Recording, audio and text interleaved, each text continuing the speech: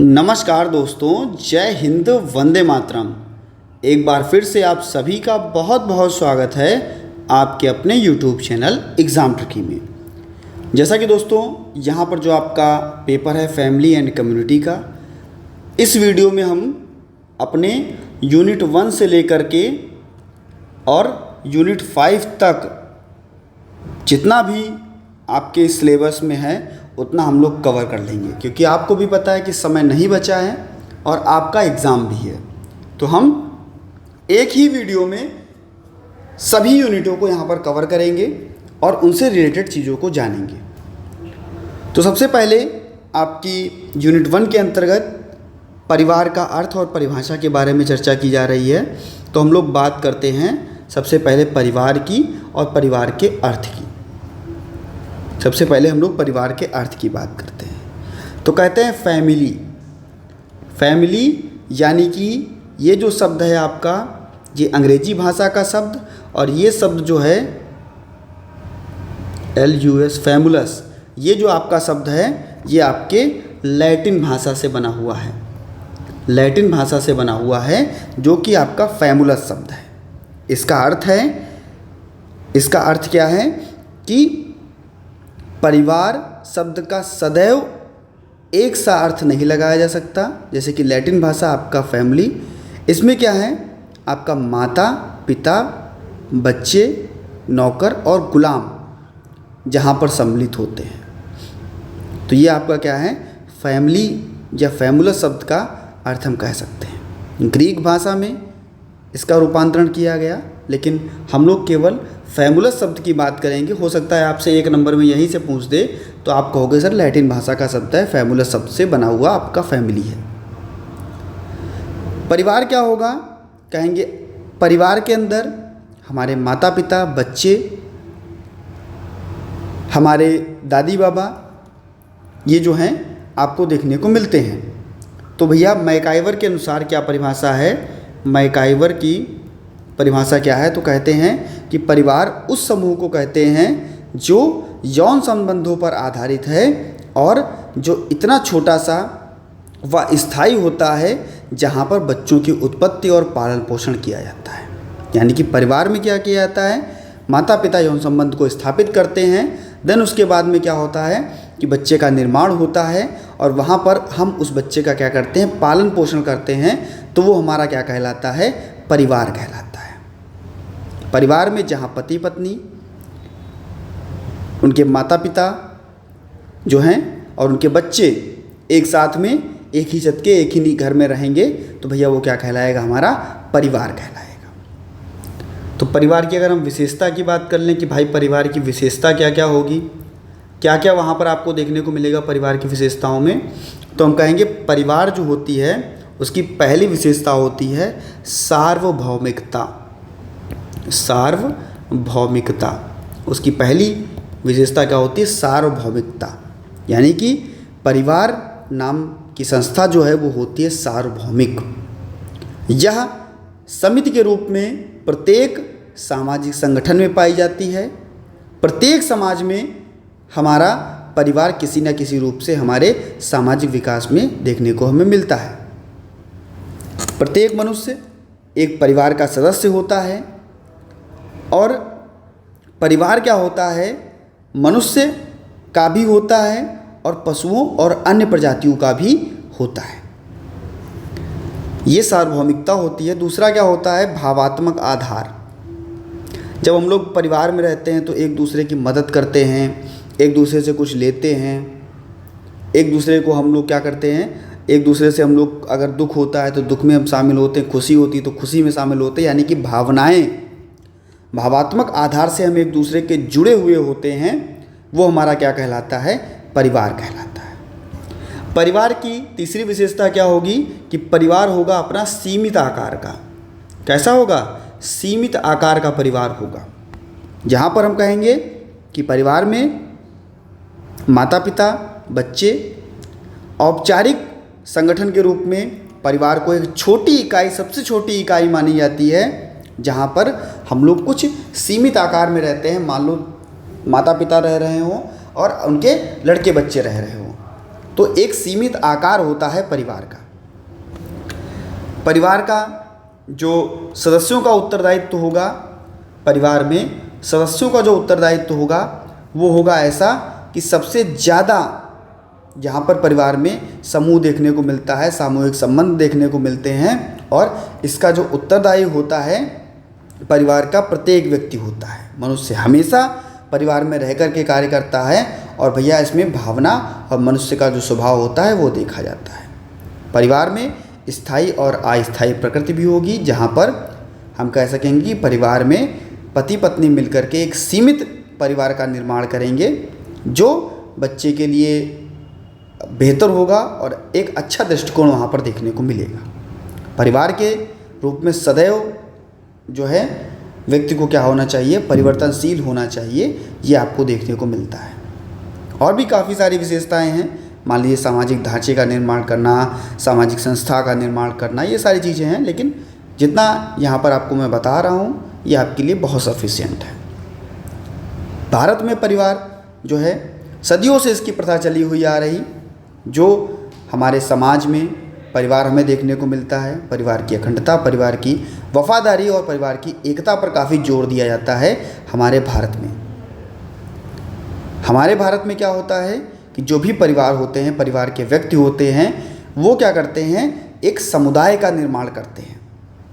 हमारे भारत में हिंदू परिवार, मुस्लिम परिवार, सभी प्रकार के परिवार जो हैं, चाहे वो पितृसत्तात्मक हो, मातृसत्तात्मक हो, एक लिंगी हो, ये सभी प्रकार के परिवार जो हैं वो हमें देखने को मिलते हैं।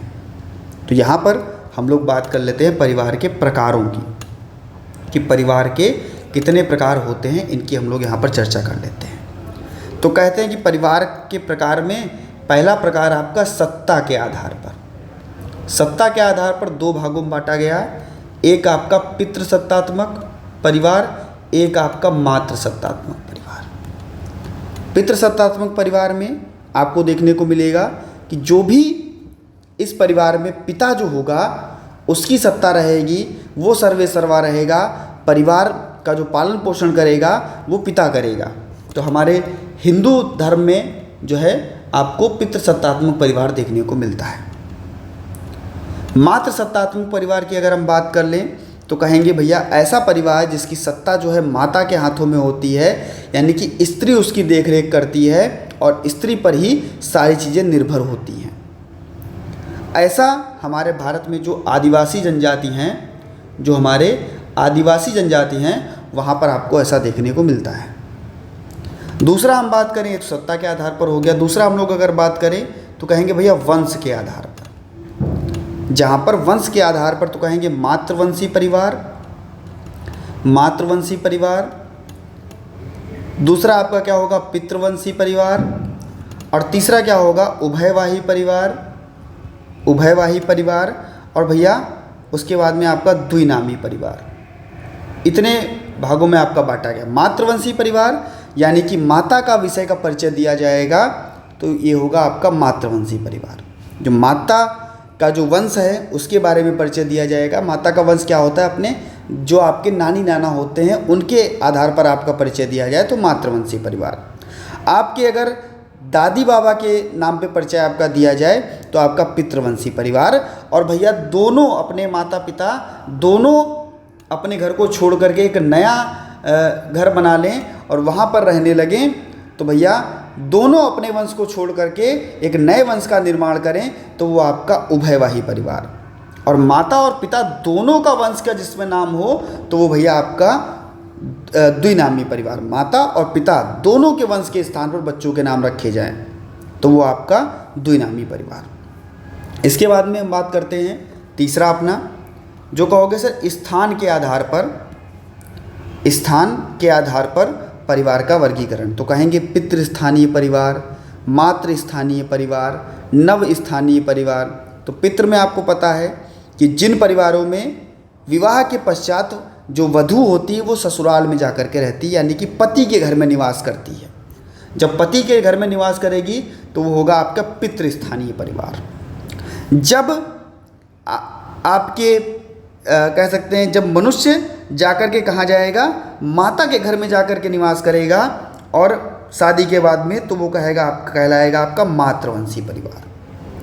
और जब ये दोनों भैया एक नए वंश का निर्माण करेंगे तो नव स्थानीय परिवार कहलाएगा, नव स्थानीय परिवार कहलाएगा। ऐसे ही विवाह के आधार पर अगर हम बात करें, विवाह के आधार पर तो कहते हैं भाई एक विवाही परिवार, हम कहेंगे बहुविवाही परिवार, हम कहेंगे बहुपति परिवार, बहुपति परिवार या बहुपत्नी परिवार, बहुपति परिवार या बहुपत्नी परिवार। तो कहेंगे एक विवाह का परिवार यानी कि पुरुष और जो स्त्री उसका शादी हो गई, एक विवाह परिवार। बहुविवाह परिवार जिसने पुरुष ने बहुत सारी शादियां की, जिस स्त्री ने बहुत सारे पतियों से शादी की, बहुत सारे व्यक्तियों से शादी की, तो बहुपति। और बहुपत्नी जिस व्यक्ति की बहुत सारी पत्नियां हों, तो ये आपका बहुपति।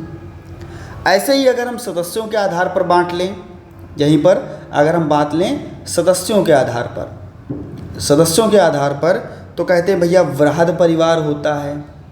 वृहद परिवार यानी कि वहाँ पर कम से कम उस घर में 10 से लेकर के 50 लोग घर में रह रहे हों, रक्त संबंध सभी का एक ही हो, सभी का निवास स्थान एक ही हो, वो आपका वृहद परिवार।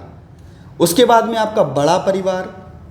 बड़ा परिवार जहाँ पर आपके 5 से 10 सदस्य रह रहे हों घर में, मान लो माता पिता के 2 बच्चे, उनकी शादियाँ हो गई और उनके बच्चे, तो इस प्रकार से तो आपका बड़ा परिवार। और छोटा परिवार अगर हम बात करें तो छोटे परिवार में माता पिता और उनके अविवाहित बच्चे, तो आपका छोटा परिवार।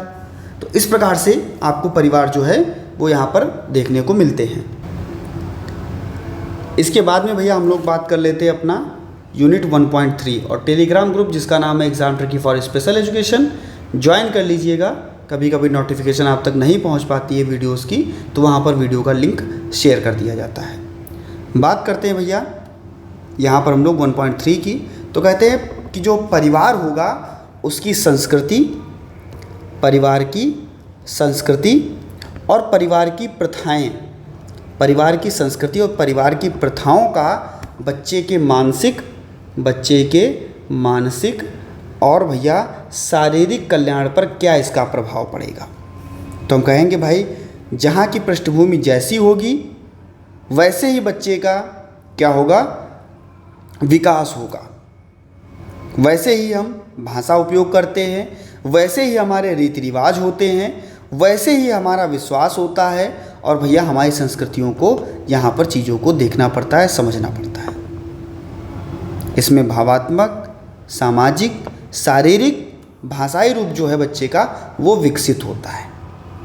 जब हम बच्चे की अगर बात करें विभिन्न संस्कृतियों की, विभिन्नताओं की, तो हमें देखने को मिलता है कि प्रत्येक बच्चा जिसका सामाजिक वातावरण जो है विपरीत होता है, उसमें क्या देखने को मिलता है कि अलग अलग चीज़ें देखने को मिलती है, व्यक्तिगत विभिन्नताएं देखने को मिलती हैं। विभिन्न संस्कृतियाँ, विभिन्न समझ, उनकी विभिन्न प्रथाएं, तो क्या है अलग अलग चीज़ें आपको देखने को वहाँ पर मिलती हैं। जैसे जैसे बच्चा बड़ा होता जाता है वैसे ही वैसे बच्चे का क्या है, उन संस्कृतियों का, उन मूल्यों का, उन विश्वास की प्रणालियों का, समाज के सदस्यों का जो कह सकते हैं कि प्रभाव है वो आने लगता है। बच्चे जैसे समाज में, जैसी संस्कृति में, जैसी प्रथाओं में रहेंगे बच्चे वैसे ही सीखेंगे। अब अगर हम बात करें बाल विकास पर माता पिता के प्रभाव की, तो कहते हैं भाई जब एक घर अच्छा होगा, एक माता पिता अच्छे होंगे, तभी भैया क्या करेंगे, बालक का जो विकास है वो अच्छी तरीके से कर पाएंगे। यानी कि जो उनकी संस्कृति होगी, जो उनके मूल्य होंगे, जैसा घर का परिवेश होगा, वैसे ही बच्चे सामाजिक प्रभावों को बेहतर समझ पाएंगे और बच्चे क्या कर पाएंगे, सामाजिक वातावरण और घरेलू संस्कृति उनकी बेहतर हो पाएगी। अनुशासन में बच्चे रह पाएंगे, सामूहिकता उनकी बेहतर हो पाएगी।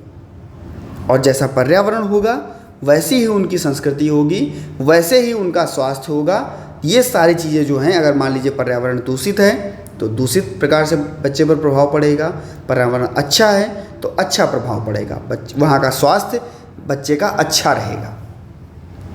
इससे क्या होता है कि बच्चे में वज़न बढ़ता है, बच्चे की जो शारीरिक स्थिति है वो बेहतर होती है, बच्चे की मानसिक स्थिति बेहतर होती है।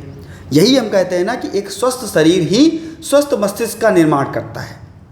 जब स्वस्थ शरीर होगा तब बच्चे का स्वस्थ मस्तिष्क होगा। तो इसके लिए क्या ज़रूरी है कि बेहतर पानी, बेहतर हवा, बेहतर भोजन और आसपास का वातावरण और संस्कृति और प्रथाएं जो हों बच्चे के लिए बहुत ही अच्छी हों। बच्चे जो खतरे जहाँ पर देखने को मिलें वो उनसे दूर हो सके और भैया बेहतर बन सके। तो ये आपको देखने को मिलता है संस्कृति और प्रथाओं में मानसिक जो भी और शारीरिक शक्तियों के बारे में कि क्या प्रभाव पड़ता है, कैसे प्रभाव पड़ता है।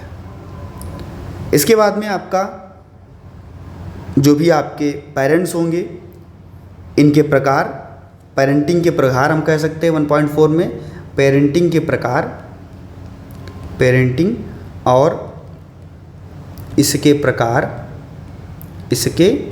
प्रकार और बच्चों की शिक्षा पर इसका प्रभाव, बच्चों की शिक्षा पर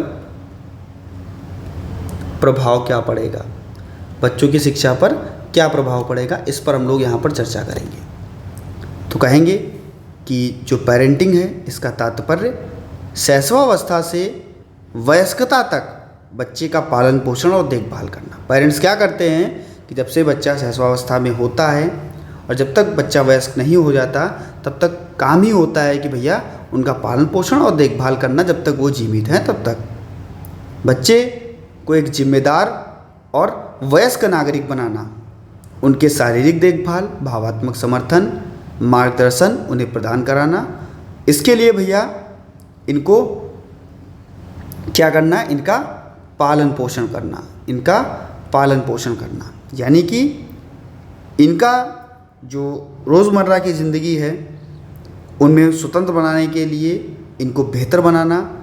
और इनको जब पालन पोषण इनका किया जाएगा तो इनको आने वाली ज़िंदगी के लिए भी इनको बेहतर बनाया जाएगा, स्वतंत्र बनाया जाएगा। जहाँ पर बच्चे स्वतंत्रता में कठिनाई दिखा रहे होंगे तो वहाँ पर बच्चों को और बेहतर बनाने का प्रयास किया जाएगा। दूसरा होता है आपका आधिकारिक पेरेंटिंग। आधिकारिक पेरेंटिंग इसके अंतर्गत इस शैली की विशेषता नियमों और संरचना की कमी होती है, जिसमें माता पिता बच्चे को मांगों को पूरा करते हैं और भैया माता पिता द्वारा उठाए गए जो आत्मनियंत्रण के कदम होते हैं उससे क्या करता है, बच्चा संघर्ष करता है। इसके बाद में आपका असंबद्ध पेरेंटिंग, असंबद्ध पेरेंटिंग, असंबद्ध पेरेंटिंग कहेंगे इस शैली में जो भी समर्थन और संरचना की कमी होती है बच्चे में, जो माता पिता होंगे वो क्या करेंगे, बच्चे को पालने के लिए उसमें क्या करते हैं, जो भी पालन पोषण होता है वो बच्चे का बहुत कठिनाई से कर पाते हैं। भावात्मक विनिमय यहाँ पर देखने को आपको मिलता है। हम कह सकते हैं कि जब एक नए बच्चे के अनुभव और पालन पोषण का प्रकार उसकी शिक्षा और भविष्य की सफलता पर निर्भर करता है। जैसा उसका पालन पोषण होगा वैसे ही बच्चे क्या करेंगे, अच्छे रूप से सीख पाएंगे और प्रदर्शन कर पाएंगे। इसके लिए हमें उनका ध्यान रखना होगा और भैया ऐसे दृष्टिकोण को अपनाना होगा जो उनके लिए उनकी शैलियों को बेहतर करे और उनकी प्रतिक्रियाओं को बेहतर करे। काफ़ी जो लचीला समन्वय है उसको हमें विकसित करना होगा, इससे बच्चा आगे बढ़ेगा। इसके बाद में अगर हम बात करें 1.5 की, तो यहाँ पर कहते हैं कि 21वीं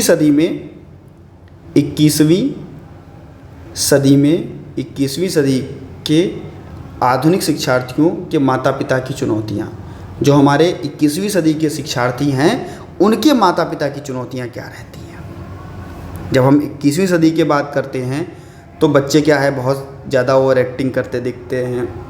बच्चे बहुत ज़्यादा जो हैं उनमें भ्रम भी रहता है, उनमें जो कह सकते हैं कि आवश्यकता की कमी भी रहती है, बातचीत का अभाव भी देखने को काफ़ी मिलता है।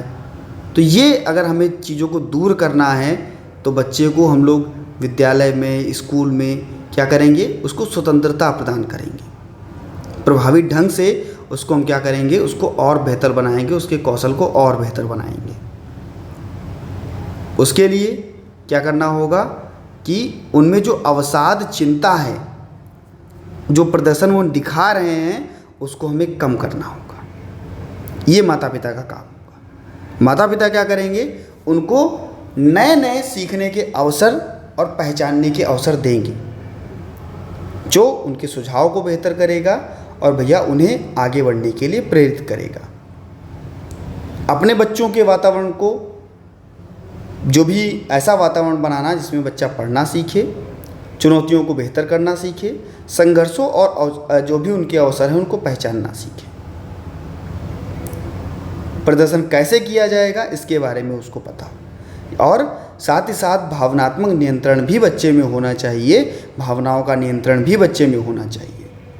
व्यवहार उसका क्या है, उसको अच्छे से करना, उसकी प्रासंगिक लक्ष्यों को पूरा करना और वर्तमान और भविष्य के प्रयासों को बेहतर करना। यहाँ पर हमें देखने को मिलता है कि बहुत सारी ऐसी चुनौतियाँ हैं जो देखने को माता पिता को मिलती हैं कि भाई बच्चे का हमें क्या करना है, हेड हार्ट का जो विकास करना है, हैंड हेड और हार्ट का विकास करना है। और उसके बाद में अगर हम बात करते 3R की, तो कहते हैं बच्चे का गणित, बच्चे की आपकी 3R होता है आपका मैथ, रीडिंग और राइटिंग, यानी कि मैथमेटिक, रीडिंग और राइटिंग। तो ये आपको यहाँ पर देखने को मिलता है। इसका क्या होता है, विकास करना होता है, जिससे कि बच्चे में सामाजिक संपर्क बेहतर हो, बच्चा क्या कर सके कि जो भी तार्किक कौशल है उसको करने लगे, और जो भी इसका वातावरण है पढ़ने योग्य बने, लिखने योग्य बन पाए। आत्मनियंत्रण बच्चा करने लगे, भावनाओं को नियंत्रित करने लगे, और सम्मान इसको मिल सके, ऐसे अधिकारों को दिया जाए बच्चे को जो बच्चे माता पिता के साथ में जिम्मेदार रूप से कार्य कर सके और सर्वोत्तर रूप से जो उनका हित है उसके अनुसार कार्य हो। तो यहाँ पर आपको ये देखने को मिलता है। इसके बाद में हम लोग बात करते हैं 2.1 की। तो 2.1 में कहता है अगर किसी भी घर में बच्चा दिव्यांग पैदा हुआ है, अगर बच्चा किसी भी घर में दिव्यांग पैदा हुआ है तो उसके माता पिता पर उसका क्या प्रभाव पड़ेगा, यानी कि बच्चे के दिव्यांग होने पर उनकी प्रतिक्रिया क्या रहेगी, उनका चरण क्या रहेगा। जब किसी भी घर में दिव्यांग बच्चा होता है तो उनके जो कह सकते हैं कि जो उनकी अपेक्षाएं हैं वो बहुत कम हो जाती हैं, बिल्कुल ना के मात्र हो जाती। कहते हैं कि कैसे हुआ, क्यों हुआ, उनकी जो संसाधन है उस पर काफ़ी प्रभाव पड़ता है, काफ़ी निर्भरता रहती है। देखते हैं अगर बच्चे घर में अगर दिव्यांग बच्चा हुआ है तो परिवार में काफ़ी तनाव बढ़ जाता है, मानसिक और शारीरिक स्वास्थ्य पर भी असर पड़ता है। इसमें क्या होगा, कुछ ऐसे होते हैं जो कहते हैं हम दोबारा बच्चा ही नहीं पैदा करेंगे, तो ऐसा भी निर्णय ले लेते हैं। कभी कभी क्या होता है कि माता और पिता में तनाव हो जाता है, जिससे भैया अधिक क्रोध, अपराध बोध की भावना आने लगती है कि बच्चे को चलो मार डालते हैं, या कुछ ऐसी भावनाएं आने लगती हैं। और क्या होता है, कभी कभी माता पिता के बीच झगड़ा भी हो जाता है। तो ऐसी चीज़ों को देखते हुए हम कह सकते हैं कि वहाँ पर क्या होता है, अगर माता पिता बच्चे पर बेहतर ध्यान दे रहे होते हैं तो उनको अपने कह सकते हैं कि मान लो कोई भी अगर वो नौकरियाँ कर रहे हैं तो उसमें भी समझौता करना पड़ जाता है कि चलो भाई ऐसा करते हैं, बच्चे की अगर देख रेख करनी है। तो दूसरी चीज़ क्या रहती है कि सबसे बड़ी उनमें दिक्कत रहती है कि मान लो कि जब तक हम जिंदा हैं तब तक बच्चे की देखभाल कर रहे हैं, लेकिन जब हम नहीं रहेंगे तब देखभाल उसकी कौन करेगा। उसके लिए जो भी सेवाएं होती हैं वो प्रदान करनी शुरू की जाती हैं। जो भी परिवार है अपने बच्चे को बेहतर बनाता है और क्या करता है, उसको करियर के नए अवसर देता है।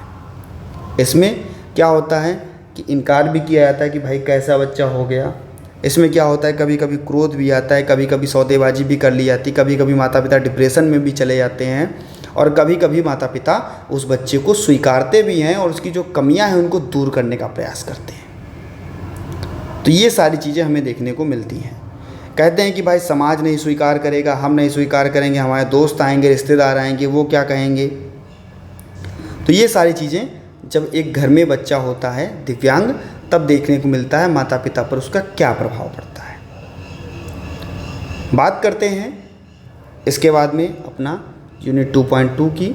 तो यूनिट 2.2 क्या कहता है, इस पर हम लोग चर्चा करते हैं। इसमें हम लोग कहते हैं कि निदान किसका, जो परिवार के सदस्य हैं, जो परिवार में दिव्यांग बच्चा हुआ है, उस दिव्यांग बच्चे की स्वीकृति के बाद में माता पिता उसका निदान कैसे करेंगे, माता पिता उसकी परेशानियों को कैसे उसको शामिल करके हम क्या कर सकते हैं, उसकी सहायता हम बच्चे को दे सकते हैं। तो कहते हैं कि जो निदान होता है वो बच्चे की वास्तविक क्षमता, बच्चे की आयु और बच्चे की प्रक्रिया को देख करके दिया जाता है। यह प्रत्येक परिवार में आपको भिन्न भिन्न, प्रत्येक बच्चे के लिए भिन्न भिन्न देखने को मिल सकता है, क्योंकि कुछ ऐसे परिवार होते हैं जो तुरंत बाद ही बच्चे का निदान करना शुरू कर देते हैं, तो कुछ ऐसे भी परिवार होते हैं जो क्या होता है कि बहुत दिनों बाद उस पर ध्यान देना शुरू करते हैं। तो जो ये है आपको यहाँ पर देखने को मिलता है कि जिस प्रकार से हम बच्चे का शीघ्र हस्तक्षेप करेंगे, उसी प्रकार से हम बच्चे का क्या शीघ्र पहचान करेंगे, उसी प्रकार से हम बच्चे का शीघ्र हस्तक्षेप कर पाएंगे। यानी कि बच्चे के स्वास्थ्य और विकास के बारे में चिंता अभिव्यक्त की जाएगी। उसमें जो भी हमारे पेशेवर होंगे, माता पिता होंगे, इनको इसके बारे में बताया जाएगा और इसका मूल्यांकन किया जाएगा। फिर बच्चे को चिकित्सा, बच्चे के लिए भौतिक चिकित्सा, बच्चों के लिए शैक्षिक कार्यक्रम, इन विषयों का क्या किया जाएगा, संयोजन किया जाएगा और बच्चे के लिए आकलन और पहचान, उसका निदान, ये सारी प्रक्रियाएं जो हैं वो लागू की जाएंगी। पेशेवर क्या किए करेंगे, पेशेवरों के द्वारा उपयोग की जाने वाली विभिन्न प्रकार की चुनौती वो आपको निदान के अंतर्गत देखने को मिलेंगी, जहाँ पर आपको देखने को मिलेगा कि ऐसा रूप जो विकलांग बच्चों को या दिव्यांग बच्चों को चिकित्सा पेशेवरों को बेहतर बनाए, जो हमारे बच्चे के लिए उनकी विशेष आवश्यकता है उनको पूरा कर सके। और अगर हम जन्म के तुरंत बाद बच्चे की नियमित देखभाल करते हैं तो बच्चे की चिकित्सा जो है उसको हम बेहतर देते हैं, तो बच्चा और बेहतर कार्य को कर पाता है। बच्चा नई चीज़ों को सीख पाता है और वो नई चीज़ों की ओर प्रेरित होता है, उसकी शक्ति को बढ़ाया जा सकता है, उसका आत्मसम्मान बढ़ाया जा सकता है और काफ़ी हद तक बच्चे को स्वतंत्र किया जा सकता है। तो निदान की प्रक्रिया परिवार को उसके बच्चे की विशेष आवश्यकताओं को देखते हुए भावात्मक रूप से इसके अनुभव को व्यक्त किया जाएगा और जो भी जीवन है, कैसा है, क्यों है, उसका तालमेल बिठाया जाएगा और भैया उसकी पूर्व कल्पना के आधार पर बच्चे को और बेहतर बनाने का प्रयास किया जाएगा। निदान तब किया जाएगा जब विशेष बच्चे माता पिता और उसके पेशेवरों के साथ में चीज़ों को साझा करेंगे। जो विशेष आवश्यकता वाले बच्चे हैं उनके माता पिता जो होंगे वे जो भी हमारे पेशेवर, पुनर्वास पेशेवर हैं, उनके साथ में चीज़ों को साझा करेंगे कि आखिरकार बच्चे की दिक्कत क्या है, उसकी परेशानियां क्या हैं, उसकी कमजोरियां क्या हैं, उसकी पॉजिटिविटी क्या है, उसमें हम क्या उसको बेहतर कर सकते हैं। तो ये सब चीज़ें हम लोग देखते हैं और उनसे संपर्क बनाएंगे। तब क्या होगा, बच्चे का निदान होगा और भैया बच्चा क्या कर पाएगा, बेहतर रूप से अच्छा काम कर पाएगा और सीख पाएगा। तो ये हमें देखने को मिलता है अपने 2.2 में। इसके बाद हम लोग बात कर ले 2.3 की। 2.3 की भैया अपने हिसाब से मैं बहुत सरल भाषा में आपको बता रहा हूँ। अगर आपको फिर भी समझ में आ रहा है तो वीडियो को लाइक ज़रूर कर दीजिएगा और सभी मित्रों तक वीडियो को शेयर कर दीजिएगा। आगे हम लोग बात करते हैं 2.3 की। तो कहते हैं पारस्परिक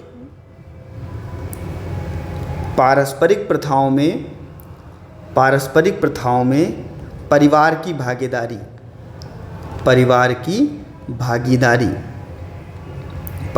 भागीदारी और इसकी वकालत का महत्व।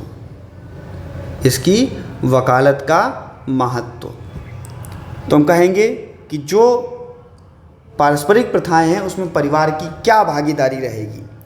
तो हम कहेंगे जो परिवार है वो सहयोगकर्ता का या सहयोगियों कह सकते हैं, सहयोगियों के रूप में क्या निभाएगा, परिवार क्या निभाएगा, भूमिका निभाएगा सहयोगियों के रूप में। कहेंगे दिव्यांग व्यक्तियों के माता पिता और परिवार कई भूमिका निभाएंगे।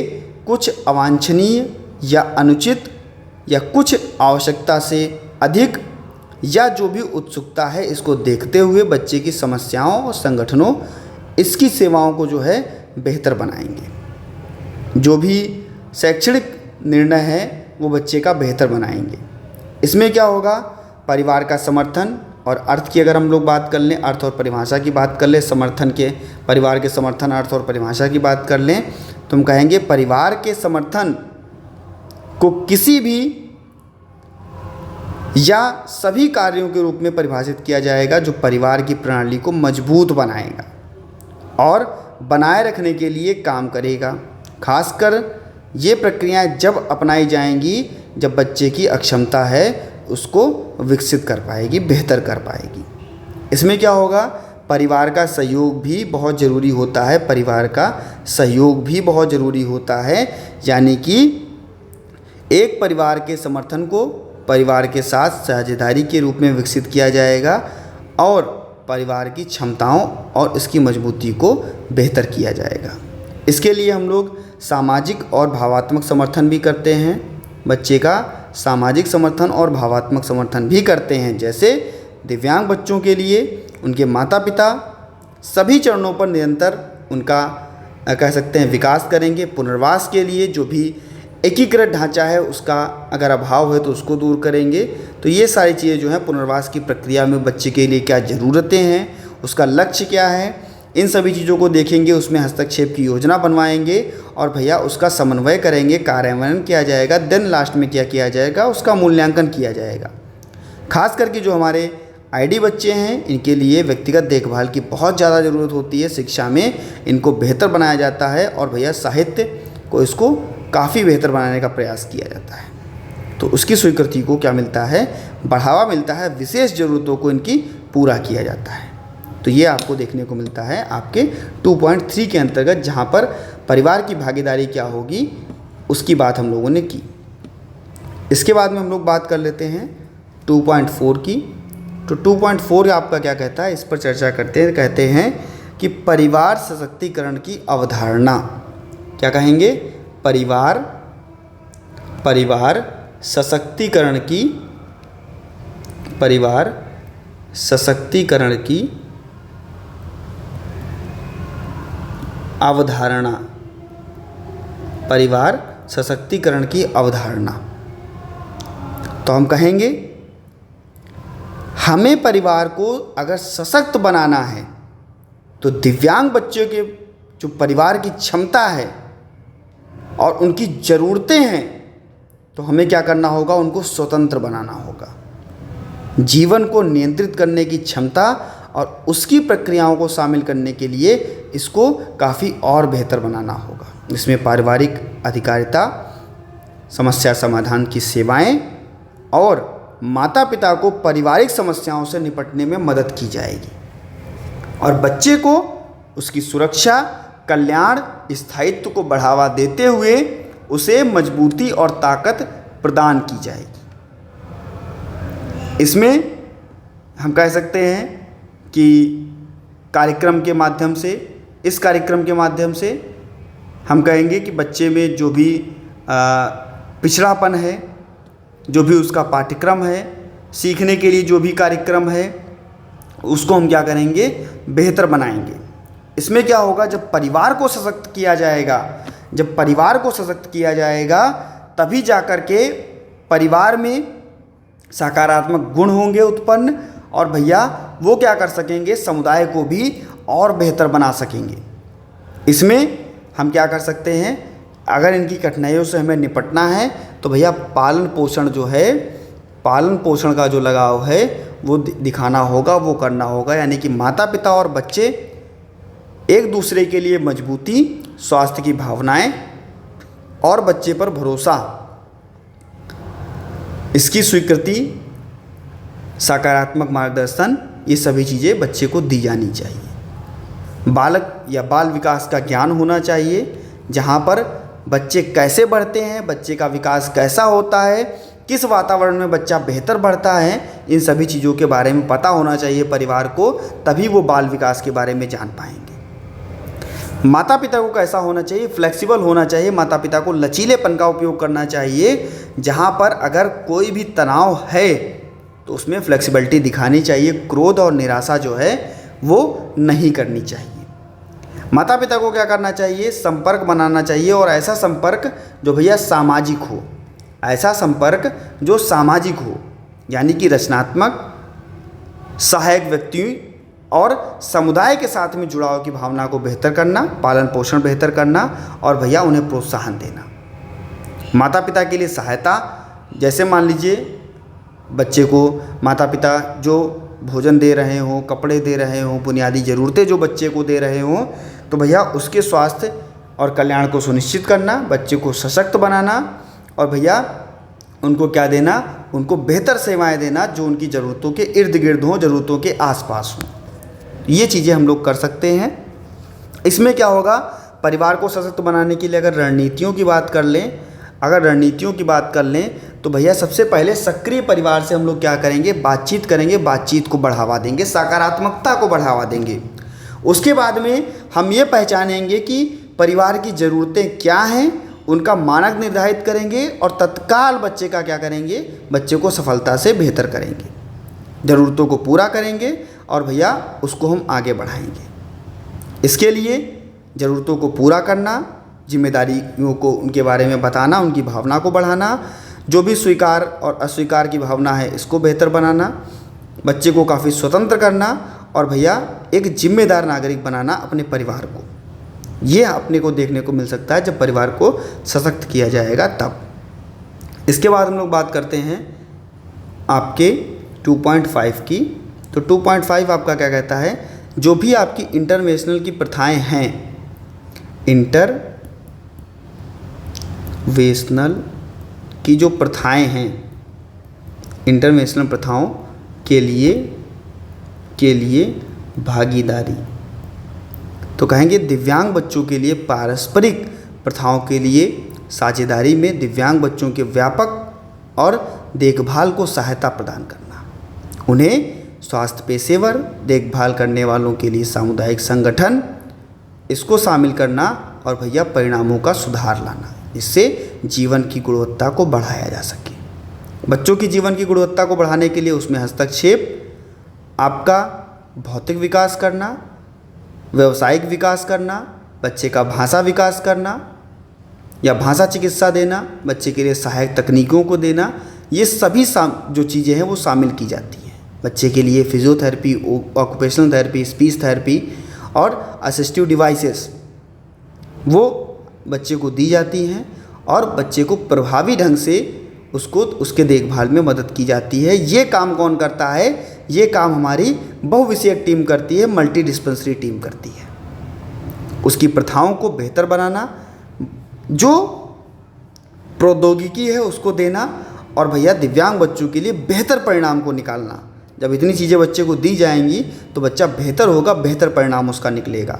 इसमें दिव्यांग बच्चों और प्रथाओं के लिए भागीदारी में शिक्षा, प्रशिक्षण और सहायता को प्रदान करना, उसका देखभाल करना। स्वास्थ्य पेशेवर और देखभाल करने वालों के लिए अगर कोई भी अलगाव है दिव्यांग बच्चे से तो उसकी प्रथाओं और भागीदारी को बेहतर बनाना, उसमें जो भी सामुदायिक संगठन है इसको बेहतर करना, संगठन दिव्यांग व्यक्तियों और परिवारों को संसाधन करना और शिक्षा के लिए बच्चे को बेहतर बनाना। सामुदायिक संगठन क्या होगा कि भैया सामुदायिक संगठन में जो प्रथाएं और भागीदारियां होंगी उससे महत्वपूर्ण भूमिका निभा सकेंगे, और क्या कर सकेंगे, हम बच्चे को बेहतर बना सकेंगे, बेहतर परिणाम आएगा, बच्चे की जीवन की गुणवत्ता बढ़ेगी। तो यहाँ पर आपको ये देखने को मिलता है जब हम बच्चे की इंटरवेंशनल सेवाएं प्रदान करते हैं बच्चे को, तो बच्चे को जो हम शीघ्र सेवाएं देते हैं, शीघ्र इंटरवेंशन देते हैं। अब हम बात करते हैं यूनिट 3 की। तो 3 यूनिट में आपका एक शब्द आता है ECCE, कहता है early childhood care and education. नाम से ही स्पष्ट है, अर्ली यानी कि जल्दी, यानी कि बचपन की अवस्था में बच्चे का हम क्या करेंगे, अर्ली चाइल्डहुड में क्या करेंगे, केयर करेंगे उसकी, और उसको एजुकेशन देंगे। तो हम यहाँ पर बात करेंगे कि प्राथमिक शिक्षा के रूप में माता पिता और प्राथमिक विद्यालय के रूप में परिवार। क्या बात करेंगे, प्राथमिक शिक्षा के रूप में कौन होता है? अपने माता पिता शिक्षक के रूप में। और भैया प्राथमिक विद्यालय कौन होता है? हमारा परिवार। तो हम कहते हैं कि भैया प्राथमिक शिक्षिका जो होती है वो हमारी माता होती है, और भैया प्राथमिक जो विद्यालय होता है हमारा, वो हमारा घर होता है। अगर वहाँ से हम चीज़ों को सीखते हैं, अपनी माता से सीखते हैं, तो क्या होता है? छात्रों की सफलता परिवार, स्कूलों और समुदाय के बीच में जो कार्य हैं इसके समझौते को बढ़ावा मिलेगा। मान लीजिए बच्चा पैदा होता है, घर पर रहता है, उसको औपचारिक और अनौपचारिक रूप से हम जहाँ पर बच्चे को सिखा रहे होते हैं, उसको हम बेहतर बना रहे होते हैं, तो वो बहुत महत्वपूर्ण भूमिका निभाता है, जिससे बच्चे का क्या होता है? कौशल विकास होता है। औपचारिक शिक्षा में क्या मिलता है? उसको जोर मिलता है। और क्या भैया इसमें हम लोग क्या कर सकते हैं? बच्चे की भावात्मक, जैसा परिवार होगा, जैसे उसके माता पिता होंगे, बच्चे का विकास भी वैसा ही होगा। जैसे उसको कह सकते हैं कि भावात्मक, शारीरिक, संवेगात्मक चीज़ें मिलेंगी, जैसे जैसे उस पर ध्यान दिया जाएगा, बच्चे का विकास भैया वैसे ही बच्चे का विकास जो है वो बढ़ता हुआ जाएगा। इसमें हम कर सकते हैं कि भैया बच्चे की हम लोग सोशल स्किल जो है उसको डेवलप कर सकते हैं। यानी कि माता पिता बच्चे का क्या कर सकते हैं? सामाजिक कौशल बेहतर कर सकते हैं, बच्चे के नकल करने को बच्चे को सिखा सकते हैं, सामाजिक परिस्थितियों को बेहतर बना सकते हैं। और भैया जो भी परिणाम इसका होगा वो औपचारिक स्कूल में काफ़ी बेहतर होगा। इसके लिए जो भी बच्चे का योगदान है वो अच्छा कर सकते हैं, भावात्मक और शारीरिक ज़रूरतों को बेहतर किया जा सकता है, उनका पालन पोषण बेहतर किया जा सकता है, उनकी प्रतिक्रियाओं को बेहतर किया जा सकता है। तो ये चीज़ें जो हैं सामाजिक कौशल और इसका प्रोत्साहन यहाँ पर आपको देखने को मिलता है। बच्चे के हम नैतिक मूल्यों को, बच्चे की हम नैतिकता को बढ़ावा दे सकते हैं। ऐसे दृष्टिकोण को हम अपनाएंगे जो नैतिकता को बढ़ावा दे। हम कौन होंगे? माता पिता घर में। और बच्चा एक दूसरे का सम्मान करे, एक दूसरे के प्रति दया दिखाए, ईमानदारी दिखाए, साहस दिखाए। तो ये जो मूल्य हैं ये बच्चे के बेहतर किए जा सकते हैं। ये मूल्य जो हैं वो बच्चे के स्थापित होंगे और सम्मानजनक जो चीज़ें हैं, नैतिकता का प्रभाव वो बेहतर होगा। बच्चे की जो प्रारंभिक साक्षरता कौशल है, संख्यात्मक कौशल है, प्रारंभिक साक्षरता कौशल है, उसको हम लोग बढ़ा सकते हैं घर पर ही। यानी कि माता पिता क्या करते हैं?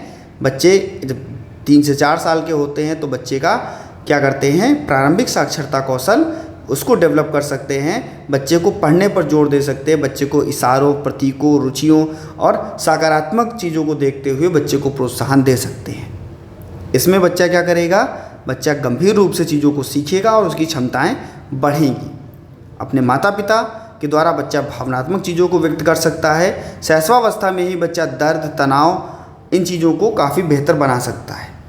तो ये आपको देखने को मिलता है कि भाई कैसे हम बच्चे को और बेहतर बना सकते हैं अपने अर्ली चाइल्डहुड में माता पिता के द्वारा। अब हम बात करते हैं अपनी यूनिट 3.2 की। 3.2 में क्या कहता है? IEP, जिसको हम लोग बोलते हैं इंडिविजुअलाइज्ड एजुकेशन प्रोग्राम, और IFSP, जिसको हम लोग क्या बोलते हैं? हमारा इंडिविजुअलाइज्ड फैमिली सपोर्ट प्लान। तो IP और IFSP हमारा क्या है, इस पर हम लोग यहाँ पर चर्चा करेंगे। तो IP और IFSP के विकास में हम परिवार की भूमिका पर चर्चा करेंगे कि IP का निर्माण किया जाएगा तो परिवार की क्या भूमिका रहेगी, IFSP का निर्माण किया जाएगा तो परिवार की क्या भूमिका रहेगी। हम लोग IP की जब बात करते हैं तो कहते हैं इंडिविजुअलाइज्ड एजुकेशन प्रोग्राम, यानी कि व्यक्तिगत शैक्षणिक योजना। इसमें हम कह सकते हैं कि प्रत्येक बच्चे का जो समझ होती है, प्रत्येक बच्चे का जो स्तर होता है, वो हमको क्या देखने को मिलता है? अलग अलग देखने को मिलता है। अगर IP बनाई जाएगी तो उसके माता पिता से संपूर्ण जानकारी ली जाएगी कि बच्चे की कमियां क्या हैं, बच्चा कहाँ पर ताकत और बच्चे की रुचियां क्या हैं। तो ये सभी चीज़ों का क्या करेंगे? हम लोग जानकारी लेंगे। माता पिता से हम क्या करेंगे? खुले तौर पर संवाद करेंगे, खुले तौर पर बातचीत करेंगे, जिससे क्या हो सकेगा कि भैया वे अपने लक्ष्यों को, बच्चे जो है अपने लक्ष्यों को प्राप्त कर सकें। जब माता पिता अच्छे से हमें चीज़ों को बताएंगे तब क्या होगा कि हम भी IP बढ़िया बनाएंगे और बच्चे के लक्ष्यों के बारे में उसकी चर्चा करेंगे। जब IP बनाई जाएगी तो शैक्षिक नियमों का निर्धारण किया जाएगा माता पिता के द्वारा। जो भी कह सकते हैं कि चीज़ें हैं उनको हम जान पाएंगे और भैया उनको हम और बेहतर रूप से बच्चे को सिखा पाएंगे। इस प्रक्रिया में सबसे पहले हम लोग पर्यावरण के बारे में शिक्षक की समझ लेते हैं, माता पिता से चीज़ों को जानते हैं, देन उसके बाद क्या करते हैं कि बच्चे की चीज़ों को जान करके उसमें हम सुधार करने का कोशिश करते हैं और भैया स्कूल को हम बेहतर रूप से बना पाते हैं, शैक्षिक लक्ष्यों को हम प्राप्त कर पाते हैं। इसके बाद में इंडिविजुअलाइज्ड फैमिली सपोर्ट प्लान की अगर हम बात करें तो यहाँ पर भी माता पिता की जो देख रेख है वो बहुत ज़रूरी होती है। यानी कि ये भी आपका एक दस्तावेज जो समुदाय में परिवार और पेशेवरों को क्या करता है, घर पर रह के जो भी उनकी बच्चे की ज़रूरतें हैं उनको पूरा करने के लिए IFSP का प्लान किया जाता है। इसमें क्या होता है, शामिल कौन कौन होगा, माता पिता, अभिभावक और उनका बच्चा। माता पिता, अभिभावक और उनका बच्चा। परिवार के और भी सदस्य इसमें शामिल हो सकते हैं, लेकिन परिवार में मुख्यतः हमें माता पिता देखने को मिलते हैं। तो इसमें हमें शीघ्र हस्तक्षेप की सेवाएं जो होती है वो लागू करनी होती हैं। इसमें क्या होता है, परिवार को हम आश्वासन देते हैं कि हम बेहतर बच्चे को करा सकते हैं और उनके ज़रूरत की चीज़ों का हम लोग क्या करते हैं, बच्चों की ज़रूरत की चीज़ों का हम लोग दस्तावेजीकरण करते हैं, उसको रखते हैं। जो ज़रूरत की चीज़ें हैं वो बच्चे की हम बेहतर बनाते हैं। इसके लिए जो भी परिणाम होंगे उन पर ध्यान केंद्रित किया जाएगा, जो बच्चों की ज़रूरतें होंगी उनको बेहतर बनाया जाएगा और भैया शैक्षिक, चिकित्सा और जो भी सामाजिक सेवाएं होंगी परिवार की देखरेख में बच्चे को दी जाएंगी। बच्चों के लिए पोषण, ऑडियोलॉजिस्ट का प्रयोग, मनोवैज्ञानिक, इन सभी को हम क्या करेंगे, इन सभी पेशेवरों को हम बच्चे को प्रदान करेंगे जिससे कि बच्चा बेहतर रूप से सीख पाए और माता पिता को भी इनके अनुभव के बारे में घर पर वास्तविक तरीके से बच्चे को गतिविधि को बढ़ाने के लिए कोशिश करेंगे। बच्चे का आत्मविश्वास बढ़ेगा और बच्चा और बेहतर रूप से कार्य को करेगा। तो ये चीज़ें हम लोग चाइल्ड केयर के अनुसार कर सकते हैं जिससे कि बच्चे को काफ़ी मजबूती मिल सके और भैया और बेहतर हो सके। इसके बाद यहाँ पर हम लोग थोड़ा बात कर लेते हैं अपना 3.3 की। कहते हैं कि छोटे बच्चों में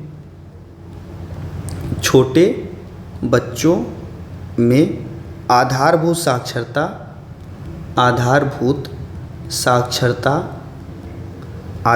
साक्षरता विकसित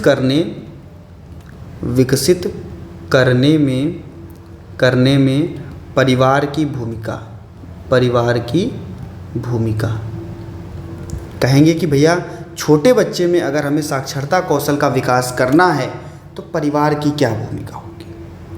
देखो भाई, सबसे जो प्राथमिक कौशल होते हैं बच्चे के वो यही होता है कि सुनना, बोलना, पढ़ना और लिखना।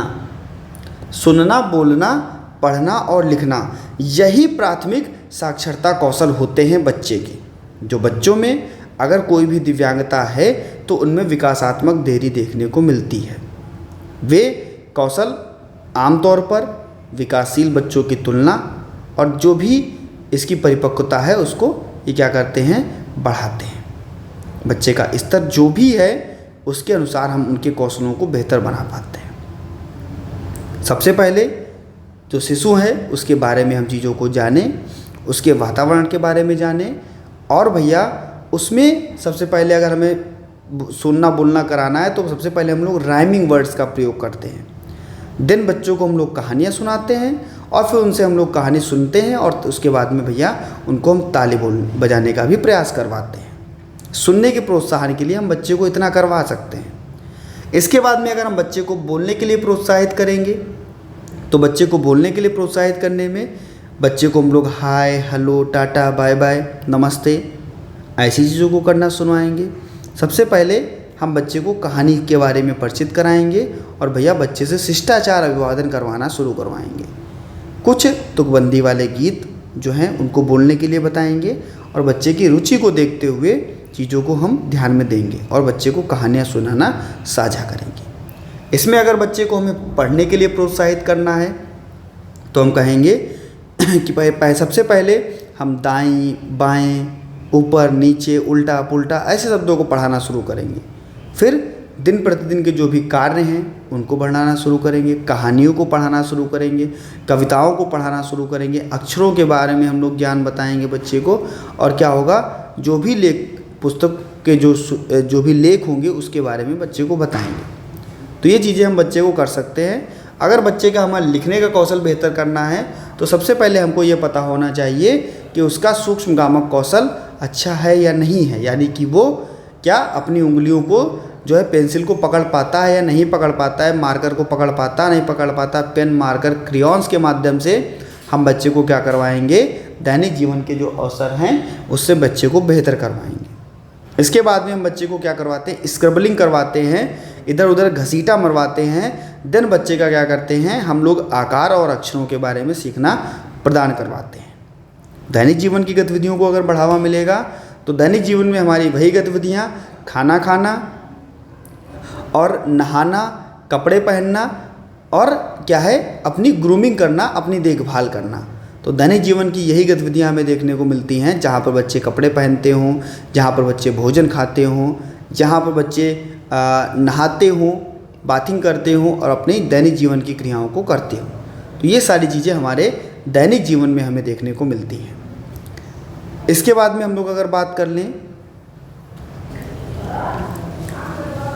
इसके बाद हम लोग बात करते हैं भैया यूनिट 3.4 की, जहाँ पर कहते हैं कि घर पर बच्चे को स्कूल की जो गतिविधियाँ हैं उनको हम कैसे सीखने में सहायता कर सकते हैं, कैसे सीखने में सहायता दे सकते हैं, कैसे हम बच्चे को बेहतर बना सकते हैं। घर पर स्कूल की गतिविधियाँ हमें बच्चे को सिखानी है।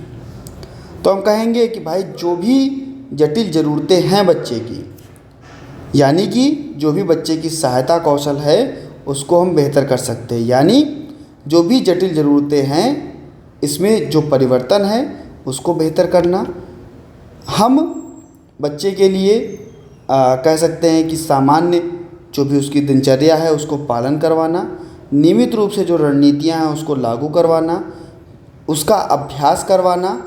और भैया अगर हम उसके खाने से संबंधित क्रियाओं की बात करें, खाना खाना, घरेलू काम, घर के काम करना, माता पिता जो हैं इन सभी चीज़ों को क्या कर सकते हैं, बच्चे की ज़रूरत की चीज़ों को बच्चे से करवा सकते हैं। क्या करते हैं, बच्चे के लिए एक शेड्यूल बनाते हैं, एक रूटीन बनाते हैं। रूटीन बनाने में क्या होता है कि सटीक जानकारी उसको मिल पाती है, एक निश्चित समय पर निश्चित चीज़ों को उसकी बेहतर किया जा सकता है। उसके लिए अगर हम लोग कह सकते हैं कि बच्चे में जो भी दृश्य क्षेत्र है उसको बेहतर करना। माता पिता को क्या करना चाहिए कि समय समय पर बच्चे की समय सारणी और रूटीन के बारे में बनाना चाहिए, जिससे कि उसको समय का ज्ञान हो सके। और सीखने के लिए क्या है भैया, उसको लर्निंग के लिए बेहतर बनाना, सीखने के लिए बेहतर बनाना, यानी कि ऐसी व्यवस्थित चीज़ों का प्रयोग करना जो क्षेत्रों की पहचान कर सके और भैया उसको सीखने के लिए बेहतर हो सके। जैसे खाना बनाने के लिए, रसोई में काम करने के लिए, ड्राइंग करने के लिए, लिखने के लिए, किसी भी यंत्र का प्रयोग करने के लिए। तो ऐसी चीज़ें बच्चे को करवाना। इसके बाद में जो भी इंटरनेट की सुविधा है, इंटरनेट की सेफ्टी के बारे में भी बताना, यानी कि माता पिता को बच्चे को इंटरनेट स्क्रीन के बारे में भी, इंटरनेट की सेफ्टी के बारे में भी बताना चाहिए, जिससे कि भैया वो क्या कर सके, उसके नियमों का पालन कर सके।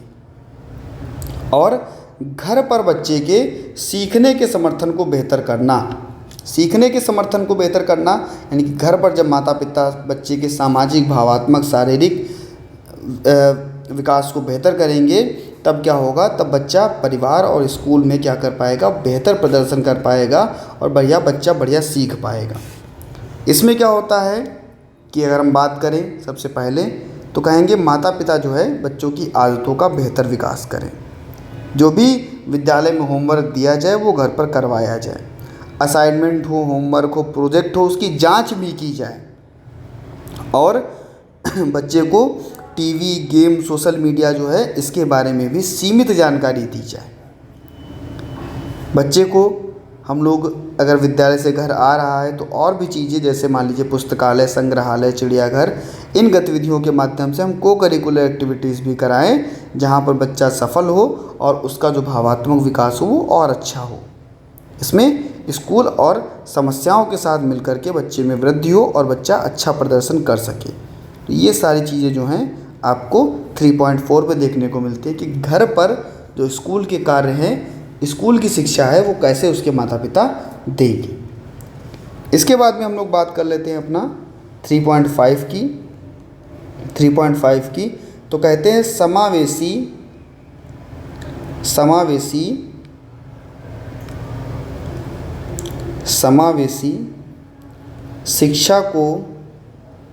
शिक्षा को सुगम बनाने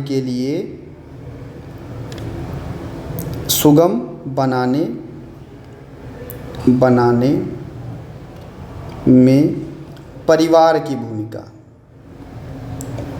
की भूमिका। समावेशी शिक्षा को सुगम बनाने में परिवार की क्या भूमिका होगी?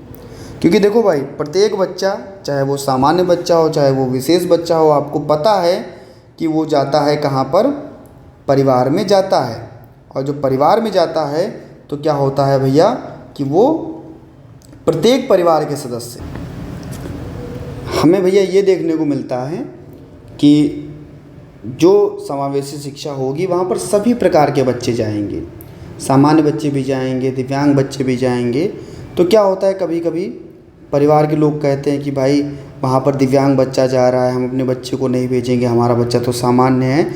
इस प्रकार से देखने को मिलता है। लेकिन अगर प्रत्येक परिवार, प्रत्येक बच्चे, क्योंकि हर बच्चा अलग होता है, हर बच्चे की जिम्मेदारियाँ अलग होती हैं, और भैया वो क्या करते हैं, एक बेहतर निर्माण करते हैं, बेहतर क्षमता का विकास करते हैं, समान अधिकार उनको मिल सके, इसके लिए हम लोग क्या करते हैं, समावेशी शिक्षा बनाई गई।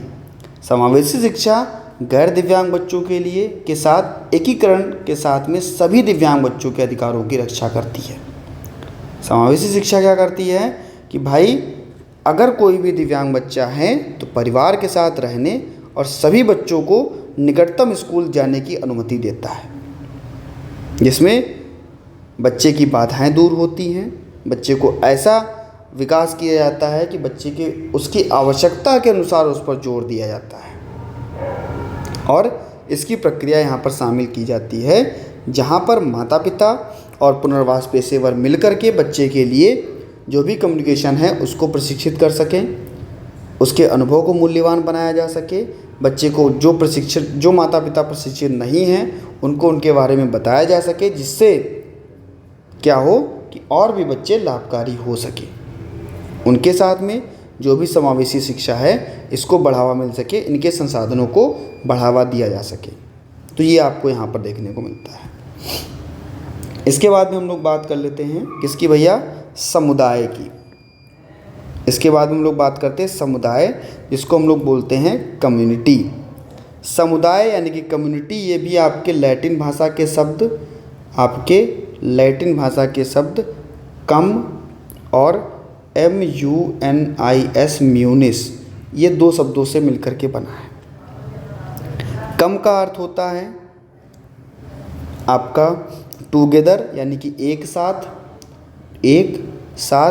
और म्यूनिस का अर्थ होता है सेवा प्रदान करना, यानी कि जहाँ पर लोग एक साथ में सेवाएं प्रदान करते हो उसी को हम लोग कहते हैं कम्युनिटी, उसी को हम लोग कहते हैं समुदाय। समुदाय एक सामाजिक समूह है जिसमें हम की भावना होती है और कुछ मात्रा में हम निश्चित क्षेत्र में रहते हैं, जहाँ पर हमारी ज़रूरतें एक दूसरे के साथ पूरी होगी, भौगोलिक गतिविधियाँ एक दूसरे के साथ होगी, और भैया हम एक दूसरे का क्या करेंगे, सम्मान करेंगे। वो क्या कहलाएगा, हमारा समुदाय कहलाएगा। समुदाय के प्रकार तो कहते हैं भैया, एक आपका होता है समुदाय के प्रकार में, एक आपका होता है ग्रामीण समुदाय, एक आपका होता है ग्रामीण, और दूसरा आपका होता है नगरीय समुदाय। ग्रामीण समुदाय की जब हम बात करते हैं तो गांव में रहने वाला, व्यवसाय करने वाला, खेती करने वाला, ज़मीन का स्वामित्व रखने वाला हमारा ग्रामीण समुदाय के अंतर्गत, जहाँ पर प्रारंभिक काल में ही मानव जीवन का निवास जो था वो ग्राम में हुआ था, गांव में हुआ था। धीरे धीरे क्या हुआ कि उसकी जनसंख्या जो थी वो बढ़ती गई और गांव से ही लोग शहरों में आना तब्दील होने लगे। कृषि का जो व्यवसाय होता था वो गांव में किया जाता था, खेती की जाती थी। प्राकृतिक निकटता देखने को मिलती थी, जो खेती की जाती थी, उसके जो किसान होते थे वो प्रकृति से काफ़ी निकट होते थे, उनको उसके बारे में काफ़ी जानकारी होती थी। इसके बाद में वहाँ पर जातिवाद और धर्म भी देखने को मिलता था कि प्रत्येक जाति के लोग अटूट बंधन में एक श्रद्धा के साथ में क्या होते थे, एक दूसरे से जुड़े होते थे। और भैया वहाँ पर संयुक्त परिवार देखने को मिलते थे, बहुत बड़े बड़े समूह के परिवार वहाँ पर देखने को मिलते थे, जिसका सम्मान किया, एक दूसरे का सम्मान करते थे और भैया काफ़ी बेहतर होते थे। सामुदायिक भावना भी उनमें देखने को मिलती थी कि भाई प्रत्येक व्यक्ति क्या करता था, एक दूसरे की मदद करता था, सीमित क्षेत्र में रहते थे और एक दूसरे की भावनाओं का आदर करते थे, सम्मान करते थे। धर्म एवं परंपरागत बातों पर भी अधिक विश्वास किया जाता था, यानी कि धर्म और जो पुरानी परंपराएं थी, रूढ़िवादिताएं थी, उस पर भी काफ़ी चीज़ें देखी जाती थी और व्यवहार और धार्मिक नियमों का जो है उसकी परंपराएं शामिल की जाती थी। ऐसे आपका अगर हम नगरीय समुदाय की बात करें तो नगरीय समुदाय जहाँ पर नगर में लोग रह रहे हों, एक दूसरे के साथ सूत्र से बंधे हों, और भैया वहाँ पर देखने को मिलता है कि जनसंख्या का जो घनत्व होता है वो गांव की तुलना में आपको ज़्यादा देखने को मिलता है। यानी कि रोज़गार जो है, रोज़गार की तलाश में क्या करते हैं, गांव के लोग शहर आ जाते हैं और असीमित जो चीज़ें हैं वहाँ पर कुछ छोटी ही चीज़ों में क्या करना, निवास करना शुरू कर देते हैं। यहाँ पर विभिन्न संस्कृतियाँ देखने को मिलती थी, जहाँ पर कुछ लोग जो थे वो अशिक्षित होते थे, कुछ लोग शिक्षित होते थे। यानी कि नगर में सभी विभिन्न रीति रिवाजों और विश्वास के साथ में रहते थे। और अंधविश्वासों में यहाँ पर कमी देखने को मिली कि भाई अंधविश्वास यहाँ पर कम किया जाता था। और भैया यहाँ पर सभी वर्ग के लोग, गरीब, धनी और जितने भी लोग यहाँ पर थे, सभी लोग यहाँ पर रहते हैं। और भैया अपने मकान और दूसरे के मकान में रह करके क्या करते थे, भैया अपने मकान में भी, दूसरे के मकान में भी, सड़क की पटरियों पर भी भोजन के लिए ये लोग हर जगह पर अपना निवास करते थे। यहाँ पर सम विभाजन भी होता है और भैया एकीकरण की महत्ता भी देखने को मिलती है। तो ये सारी चीज़ें आपको समुदाय में देखने को मिलती हैं। तो हम लोग यहाँ पर समुदाय के बारे में पढ़ लिए। आप कहेंगे 4.2 में रोकथाम में समुदाय की भूमिका, रोकथाम में समुदाय की भूमिका, प्रारंभिक पहचान और भैया इसका हस्तक्षेप। क्योंकि आपको भी पता है कि अगर रोकथाम करनी है हमारे समुदाय में तो बच्चे को सबसे पहले हमें पहचानना होगा और उसके बाद में उसमें हस्तक्षेप करना होगा। किसी भी जात, किसी भी धर्म, किसी भी पृष्ठभूमि का बच्चा हो, उसकी शब्दावली को बेहतर करना, उसके मानदंडों, धर्म और जो भी उसकी पहचान, मूल्य है, इसको बेहतर करना, ये आपके किसके अंतर्गत आता है, आपके समुदाय में रोकथाम के अंतर्गत आता है। कहेंगे कि भैया मानव जीवन में उसके उद्देश्य को प्राप्त कराना, उसकी इच्छा को बेहतर कराना और जो भी मौलिक कर्तव्य हैं बच्चे को वो देना, जहाँ पर हम लोग आराम पा सके, स्नेह दिखा सके और विशेष ज़रूरतें जो हैं उनकी सेवाओं को बेहतर किया जा सके। समुदाय से जो भी दिव्यांग बच्चे होंगे उनको हम कह सकते हैं, उनको हम आसानी से विस्तृत कर सकेंगे। इसके लिए जो भी इनके लिए जो मैत्रीपूर्ण संबंध होगा उसको बनाया जाएगा, व्यक्तियों को सहानुभूति दी जाएगी और भैया इसको क्या किया जाएगा, इसको और बेहतर बनाने के लिए समानता भी लगाई जाएगी। कभी कभी क्या होता है कि चोट के कारण कोई भी दुर्घटना हो जाती, कोई भी कह सकते हैं उसका चीज़ों में कमी हो जाती है, तो हम लोग क्या करते हैं, वहाँ पर हम लोग बच्चे को पुनर्वास की सेवाएं प्रदान कराते हैं, जिससे कि भैया, और अगर चोट लग जाती है तो भैया फिजियोथेरेपी भी बच्चे को कराई जाती है। तो ये सारी चीज़ें आपको देखने को मिलती हैं कि भैया विकासात्मक अक्षमताओं को पूरी तरह से रोका जा सकता है अगर हम साफ सफाई पर ध्यान दें, बच्चे की शीघ्र पहचान पर ध्यान दें और उसके लिए हम क्या कर सकें, उसके अनुभवों और सुरक्षित, उसके आरामदायक और महत्वपूर्ण जो भी वातावरण है उसको हम बेहतर कर सकें। एक सहयोगी समुदाय क्या करेगा, दिव्यांग बच्चों के लिए शामिल जिम्मेदारियों को बेहतर करेगा, उसकी जो महत्व है उसको बेहतर कर पाएगा, जो भी अतिरिक्त ज्ञान है उसको दे पाएगा और भैया बच्चा और भी बेहतर हो पाएगा। तो ये सारी चीज़ें जो हैं आपको देखने को मिल जाती हैं। इसके बाद में हम लोग बात कर लेते हैं 4.3 की, जो बात करता है CBI और D की। CBID यानी कि समुदाय आधारित समावेशी विकास, कम्युनिटी बेस्ड इंक्लूसिव डेवलपमेंट। तो जो CBID है ये आपका जो प्रोग्राम है वो 6 महीने का प्रोग्राम होता है, जो कि आपके सामाजिक न्याय एवं अधिकारिता मंत्रालय दिव्यांगजनों के तहत जो भी 6 महीने का पुनर्वास कार्यक्रम शुरू करते हैं। इसमें क्या होता है कि इस कार्यक्रम में स्वास्थ्य, शिक्षा, आजीविका, सशक्त बनाना और स्थानीय भागीदारी को यहाँ पर महत्व दिया जाता है। CBID प्रोग्राम विशेष लोगों में क्या है, भागीदारी और आवाज़ को बढ़ावा देता है, स्थानीय निर्णय को बेहतर करता है और कार्यक्रमों को बेहतर बनाता है। इसके लिए जो भी आपदाएं होंगी उसको लचीला बनाया जा सकता है और जो पुनर्वास की सेवाएं हैं वो बच्चे को दी जा सकती हैं। इसमें इसका उद्देश्य क्या होगा कि जो भी आंगनवाड़ी और आशा कार्यकर्ता हैं उसको दिव्यांगजनों की क्रॉस डिसेबिलिटी के बारे में बताया जाए और भैया इनके बीच का जो योग्यताएं हैं उनको बढ़ावा दिया जाए, उसको ऐसी डिज़ाइन की जाए जो भी हम कह सकते हैं कि जो दिव्यांग मित्र हैं वो क्या कर सकें। ये जो आपकी CBID प्रोग्राम है ये 7 भाषाओं में इन्होंने दिया, जो कि आपके गुजराती, मराठी, उड़िया, बांग्ला, तेलुगु और तमिल और गारो में इसको उपलब्ध कराया गया। और इसके तहत जो भी हमारा भारतीय पुनर्वास परिषद है इसके तहत इसको क्या करता है, प्रमाण पत्र भी आयोजित करता है। तो ये आपको CBID प्रोग्राम में देखने को मिलता है। इसके बाद में हम बात कर लेते हैं 4.4 की। यहाँ पर हम लोग किसकी बात करते हैं, 4.4 की। और देन हम लोग बात करेंगे 4.5 और यूनिट 5 की। इसके बाद हम लोग चर्चा कर लेंगे, ठीक है। तो हम लोग सीधे बात करते हैं 4.4 की। अगर देखते हैं इंपॉर्टेंट होगा, कहते हैं कि सक्षम वातावरण बनाना। क्या भैया, सक्षम वातावरण बनाना, सक्षम वातावरण बनाना, स्थानीय समुदायों को जुटा करके जो भी दिव्यांग बच्चों का, व्यक्तियों का पुनर्वास है उसके लिए सक्षम वातावरण बनाना, ऐसे सामुदायिक मोबिलाइजेशन को बढ़ावा देना जो लोगों की जागरूकता और उसकी मांग को, उसके सहयोग को, उसके संसाधनों को बेहतर करें, जिससे स्थिरता और आत्मनिर्भरता जो बेहतर हो, बच्चे में क्या मिल सके, बच्चे का जो समुदाय है वो काफ़ी बेहतर हो सके, उसकी ज़रूरतें जो हैं वो बेहतर हो सकें। और जब सामुदायिक समर्थन बच्चे को बेहतर तरीके से मिलेगा तो बच्चा बेहतर सक्रिय रूप से कार्य करेगा और दिव्यांग बच्चे को मुख्य धारा में जोड़ पाएंगे। CBR कार्यक्रम क्या करता है, सभी हितधारकों को, दिव्यांग बच्चों को, परिवार के सदस्यों को, उनको सहायता और दिव्यांग बच्चों के जो संगठन है उसको बेहतर बना सकेगा। इसके लिए स्थानीय नेता और जो भी रणनीतियाँ हैं इसकी बाधा को दूर करने के लिए इसका प्रयास किया जाएगा।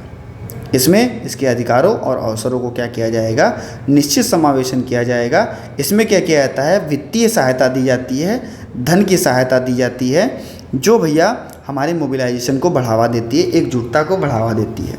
कहेंगे नए कार्यक्रमों को लागू करवाना, मौजूदा कार्यक्रमों को बनवाना और इसके तहत जो भी वित्तीय संसाधन है इसको बेहतर करना।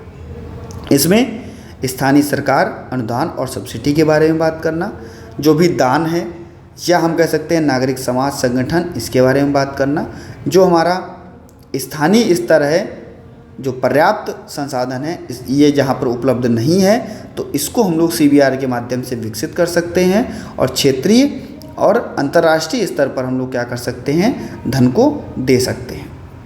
इसमें इसके जांच के लिए उन गतिविधियों को संबंधित करना जो इसकी योजना को बेहतर करें, वित्तीय रिकॉर्ड को बनाए रखें और भैया सरल रूप से एक्सेसिबिलिटी को बढ़ावा दें, उसको क्या कर सके, जैसे एक्सेसिबिलिटी में बढ़ावा देने में शौचालय का प्रयोग, आपकी भवनों का निर्माण है ना, इन सभी चीज़ों का निर्माण किया जा सके जिससे कि सेवाएं और बच्चे को समाज कल्याण मिल सके। तो ये सारी चीज़ें आपके यहाँ पर देखने को मिलती है, जिसमें बच्चे की सामाजिक सहभागिता भी होती है, समाज की भी सहभागिता होगी। तो कहेंगे समुदाय अतिरिक्त सेवाओं के तहत जो भी दिलचस्पी दिखाएगा उसमें दैनिक जीवन और सामाजिक कौशल को बेहतर बनाना, उसके नाटकीकरण को सुधारित करना और प्रतिभाशीलता को बेहतर करना। तो ये सारी चीज़ें आपको देखने को मिलती है जहाँ पर हम CBR कम्युनिटी बेस्ड रिहैबिलिटेशन दे करके बच्चे की भागीदारी को बढ़ावा दे सकते हैं और भैया उसकी रणनीतियों को हम बेहतर कर सकते हैं। तो ये सारी चीज़ें आप लोग यहाँ पर पढ़ सकते हो, देख सकते हो। इसके बाद में अगर हम लोग बात करें समुदाय में दिव्यांग बच्चों के पुनर्वास के मुद्दे, समुदाय में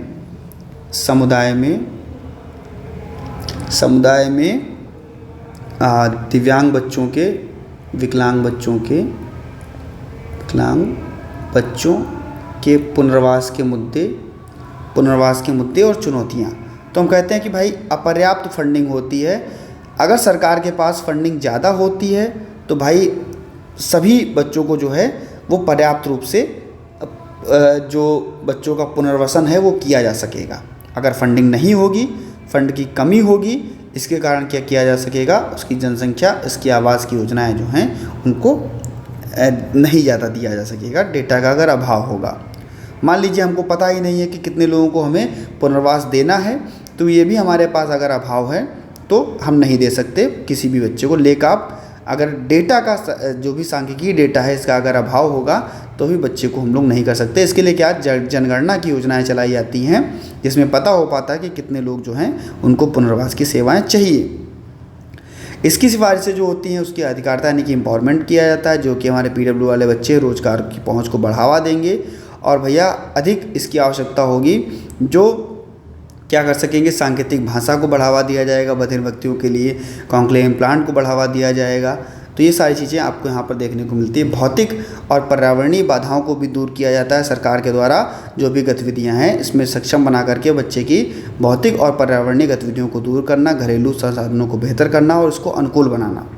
जो भी संस्थागत पुनर्वास है इसके द्वारा समुदाय आधारित रिहैबिलिटेशन यानी कि PWD के सभी कौशलों को बेहतर करना और जो भी गंभीर रूप से दिव्यांग बच्चे हैं इनकी संस्थाओं और सेवाओं का क्या करना, इसकी आवश्यकता करना। समन्वय, जैसे जैसे बच्चा बड़ा होता जाएगा वैसे हम क्या करेंगे, उसकी निगरानी और उसका मूल्यांकन भी करेंगे। तो ये सारी चीज़ें आपको यहाँ पर देखने को मिलती हैं। और सबसे इम्पॉर्टेंट जो है शीघ्र पहचान है। यहाँ पर यूनिट 5 में शीघ्र पहचान आपका बहुत इंपॉर्टेंट है। शीघ्र हस्तक्षेप और शिक्षा में यानी कि दिव्यांग बच्चों की सामुदायिक जागरूकता में शीघ्र पहचान और शीघ्र हस्तक्षेप क्यों किया जाता है। कहते हैं भाई अगर हम शीघ्र पहचान कर लेंगे बच्चे की तो जो भी उसमें कमियां हैं उसको हम दूर करने का प्रयास करेंगे, उसको हम समझ सकेंगे, उसका व्यवहार हम समझ सकेंगे, उसके छात्रों के बीच की जो अक्षमताएँ इसको हम कम कर सकेंगे, सामाजिक समानता की जो अवधारणा होगी इसको कम कर सकेंगे। तो उसकी जो इक्वलिटी यानी कि समानता है कि हम बच्चे को शारीरिक रूप से दिव्यांग बच्चे को हम क्या कर सके, जल्दी से सिखा सकते हैं कैसे बच्चा घूम सकता है, स्वास्थ्य उसका कैसा रहेगा। आनंद दे करके व्हीलचेयर के माध्यम से हम बच्चे को क्या है उसको समानता दे सकते हैं, उसको आत्मनिर्भर बना सकते हैं और प्रोत्साहन दे सकते हैं। इससे बच्चे के ऐसे कार्यक्रम सम्मिलित होंगे जो बच्चे के रोमांचक अनुभव को बेहतर करेंगे, उसको प्रोत्साहित करेंगे। और भैया जो भी ऐसे कार्य हैं जो वो बुरे कार्य हैं कर रहा है उसको कम कर देगा। इसके लिए हम लोग प्रोग्राम बनाएंगे यानी कि दिव्यांग बच्चों के लिए उपलब्ध हम लोग प्रोग्राम बनाएंगे जिससे वो सीख सकें। और भैया उसकी प्रोग्राम की हम लोग मॉनिटरिंग भी करेंगे, उसको देख रेख में भी रखेंगे। इसके लिए जागरूकता की भी रणनीति बनाएंगे। जागरूकता की रणनीति में समानता की खोज और जीवन के जीने के मौके देना, बच्चे को समानता की पहुंच को बेहतर करना और जो भी दिव्यांग बच्चे हैं इनकी रणनीतियों को बेहतर करना। तो ये सारी चीज़ें हम लोग दे करके बच्चे को हम क्या कर सकते हैं, उसका शीघ्र हस्तक्षेप और उसका पहचान करके हम लोग उसको उसकी रणनीतियों को और बेहतर बना सकते हैं। घर आधारित शिक्षा आप लोगों ने पढ़ी होगी फर्स्ट ईयर में ही। घर आधारित शिक्षा जो कि आपके फर्स्ट ईयर में ही थी, आप लोगों ने पढ़ी होगी। इसके बारे में मैं नहीं बताऊंगा क्योंकि नेक्स्ट वीडियो में जब आपकी इंपॉर्टेंट क्वेश्चंस की वीडियो आएगी वहाँ पर मैं इसको आपको अच्छे से चर्चा कर दूंगा। इसके बाद में आपका यूनिट 5 से आपने विशेष शिक्षा और सामान्य शिक्षा के बारे में भी पढ़ा होगा, तो उसमें भी कोई दिक्कत नहीं है। इसके लिए भी आप लोगों को, और आप लोगों ने शिक्षण अधिगम प्रक्रिया के बारे में भी पढ़ा है। तो अब बाकी जो भी चीज़ें हैं ये आपको मैं आपके जो इम्पोर्टेंट क्वेश्चंस की वीडियोस आएंगी वहाँ पर मैं आपको अपलोड कर दूँगा। ठीक है, तो मिलता हूँ दोस्तों नेक्स्ट वीडियो में नई जानकारी के साथ में। बने रहिएगा आपके अपने चैनल एग्जाम ट्रिकी पर। धन्यवाद।